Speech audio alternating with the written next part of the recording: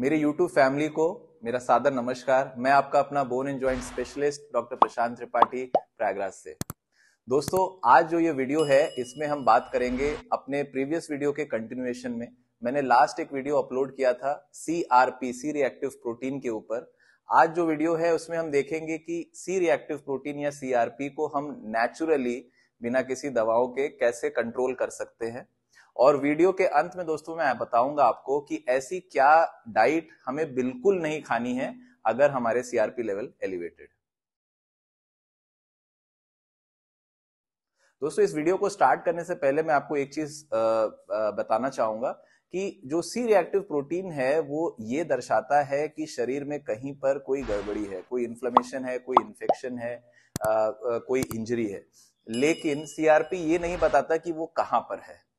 तो अगर आपके CRP एलिवेटेड है तो ऐसी कोई दवा नहीं है कि वो CRP को ही कम कर दे और आप ठीक हो जाए। सबसे पहले ये जानना जरूरी है कि आपका जो दिक्कत है वो क्या है, मतलब आपको कौन सी बीमारी है, कौन सी तकलीफ है जिसके हिसाब से आपके CRP लेवल्स हाई रह रहे हैं। तो दोस्तों, आज जो ये हम जो भी मैं सब्सटेंसेस बताऊंगा जो CRP को कम करने में हेल्प करते हैं, ये सारे एविडेंस बेस्ड हैं, मतलब इन पर शोध हो चुके हैं। आपको YouTube में तमाम वीडियोस मिलेंगे CRP लेवल्स के लिए, लेकिन ऐसा वीडियो नहीं मिलेगा जो शोध पे बेस्ड हो। तो इसमें सबसे पहला पदार्थ जो आता है वो है विटामिन सी। दोस्तों, विटामिन सी और एक बहुत ही इंपॉर्टेंट सब्सटेंस है जिसे हम एसॉर्बिक एसिड भी बोलते हैं। एक शोध, एक स्टडी हुई जिसमें हमने विटामिन सी एक ग्रुप को दिया, दूसरे ग्रुप को विटामिन ई दिया और उनके CRP लेवल्स को हमने मैच किया। तो एक बहुत ही दंग रहने वाला रिजल्ट आया। सबको पता है कि विटामिन सी और विटामिन ई दोनों ही एंटीऑक्सीडेटिव हैं, दोनों ही जो है इन्फ्लेमेशन को कम करते हैं। लेकिन जिन सब्जेक्ट्स में 1000 mg per day vitamin C दिया गया और दूसरे ग्रुप में हम लोगों ने vitamin E 800 international unit per day दिया, लेकिन जिनमें विटामिन सी दिया गया उसमें लगभग 25% 25% CRP का कमी आई।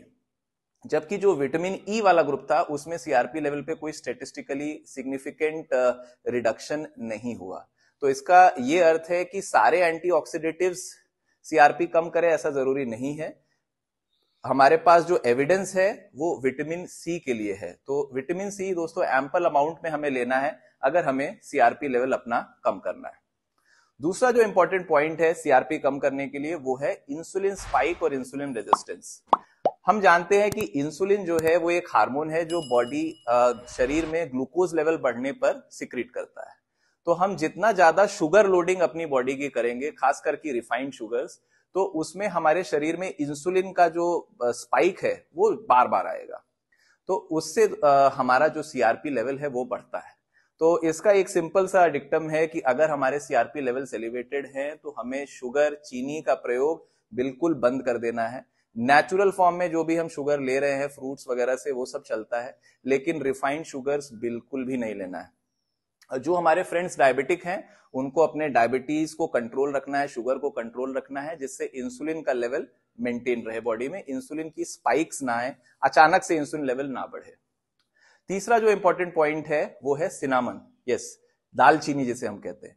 तो एक शोध के अनुसार जो आपको पीछे दिख रहा है उसमें ये पाया गया कि सिनेमन को अगर 1500 mg पर डे दिया जाए 6 हफ्ते तक लगातार तो CRP लेवल्स में बहुत ही ड्रास्टिक रिडक्शन आता है। चौथा इंपॉर्टेंट फैक्टर है CRP कम करने के लिए वो है करक्यूमिन। दोस्तों, करक्यूमिन क्या है? हम अपने इंडियन कुकिंग में बहुत ही रेगुलरली हल्दी का इस्तेमाल करते हैं और हल्दी में ये करक्यूमिन बहुत ही भारी मात्रा में पाया जाता है।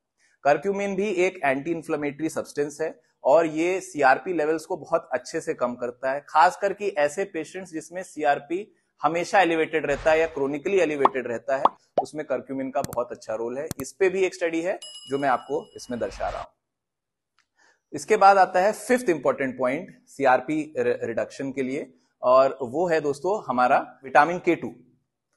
विटामिन K2 क्या है? विटामिन K2 एक ऐसा माइक्रो न्यूट्रिएंट है जो कि HSCRP को कंट्रोल करने में बहुत हेल्प करता है। HSCRP एक ऐसा एक ऐसा पदार्थ है जो कि कार्डियोवैस्कुलर डिजीजेस या हार्ट की कंडीशंस को इंडिकेट करता है।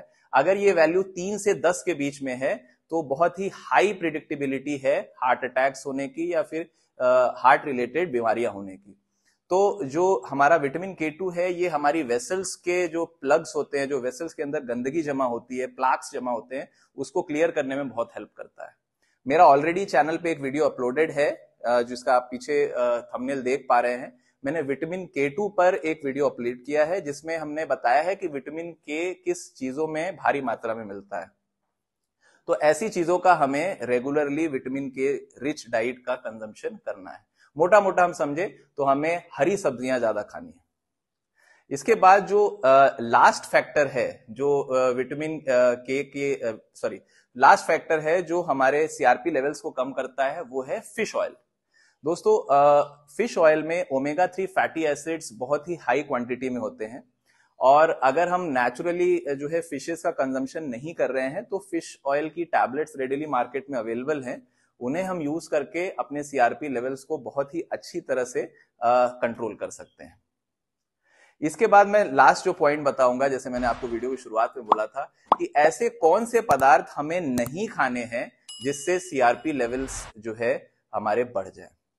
तो इसमें जो दो इंपॉर्टेंट सबसे चीजें हैं वो है, एक तो हमें शुगर का बिल्कुल भी इनटेक नहीं लेना है, खास करके रिफाइंड शुगर। मैंने शुरुआत में वीडियो में बताया कि हम नेचुरली जो शुगर्स हैं उनको लिया जा सकता है मॉडरेशन में, लेकिन रिफाइंड शुगर बिल्कुल भी नहीं लेना अगर हमारा सीआरपी एलिवेटेड है।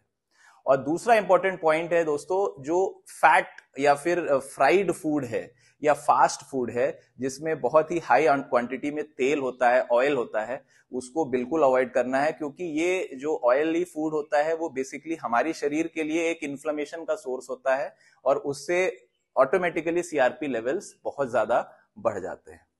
और दोस्तों एक छोटा सा और पॉइंट, एक ऐसा वीड होता है, एक ऐसा हर्ब है जो कि उत्तरांचल में हिल्स पर बहुत रेडिली मिलता है, जिसे हम बिच्छू पत्ती बोलते हैं। वहां के लोग अक्सर इसकी शाग का इस्तेमाल करते हैं। आयुर्वेदा में बिच्छू पत्ती को हाइपरटेंशन को कम करने के लिए, ब्लड प्रेशर को कंट्रोल करने में भी यूज किया जाता है।